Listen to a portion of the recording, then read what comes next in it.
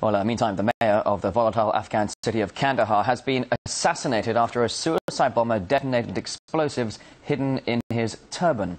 It's the latest in a series of killings targeting the country's top officials. Earlier this month, President Karzai's half-brother and his senior aide were gunned down in separate attacks. To talk more on this, we're now going to be joined by a former Afghan MP, Daud Sultanzoy. Thank you for joining us today. The attacks come as NATO troops begin withdrawing from Afghanistan. Is the timing of the attack significant, do you think? Naturally, while it's normal to see this type of trend in the summer, but the schedule of transfer of security responsibilities to the Afghan forces and these incidents are making one thing very vividly and visible, and that is how does this transition take hold, and whether the Afghan security forces and the Afghan responsible units would be ready to take over.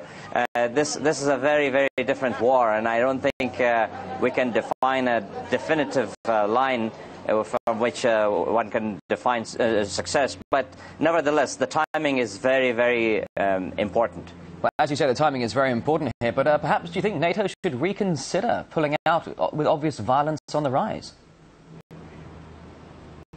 I think there's no guarantee that this trend of NATO transfer will continue smoothly. I can see reversals at some time in the future, and perhaps certain provinces are so volatile and so critical that they may have to delay some of the transfers. I don't think this will continue on as it's scheduled, because we should not operate on schedules. We should operate on realities on the ground here, and schedules in Washington and in Europe should be secondary. All right, so schedules should take a second place to reality and results on the ground. But as we were just reporting, the gradual U.S. military pullout is seeing a swap with private contractors taking the place of troops. It might seem to some that the U.S. wants to keep a permanent under-the-radar presence in Afghanistan, almost a clandestine long-term agenda. Well, I think this is a very complicated, slippery slope, so to speak. First of all, war in itself is ugly enough, but to introduce vigilantism into war, it makes it even more dangerous, especially in foreign lands. It will not be good for any country who wants to stay as a strategic ally of another country and then keep private armies in that country.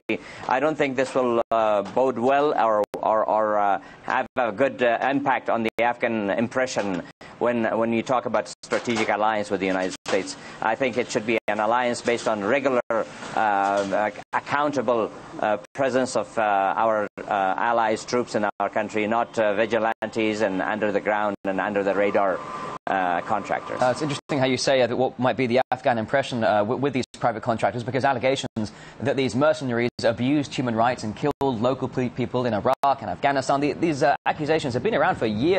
With such a reputation, do you think locals could find themselves gravitating towards the Taliban?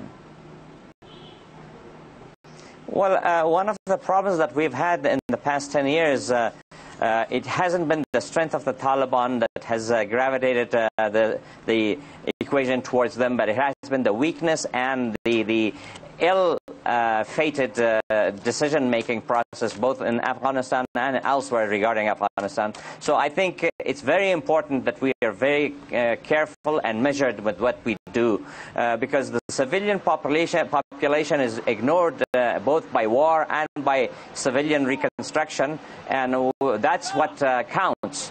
But unfortunately, priorities every time there's a war is elsewhere. Priorities during wars are on success, not on civilian people who are really the main thing that we should pay attention to. All right, if I may jump in here briefly, sir, I do apologise. We're running low on time, but you worked in the Afghan government. Is President Karzai, is he strong enough to oppose the Taliban on his own? Does his influence and power stretch wide enough in the country, do you think? No government, whether it's Mr. Karzai or any other government, is capable of fighting the Taliban alone, because it's not just the Taliban, it's the region. You're talking about Pakistan, you're talking about Iran, it's the drug mafia, it's the war mafia in the region, and it's a complicated, sophisticated puzzle. So Mr. Karzai's government and the present Afghan institutions are not capable of taking on this thing that is going on right now. All right, Daud Sultanzoy, former Afghan MP, thank you very much.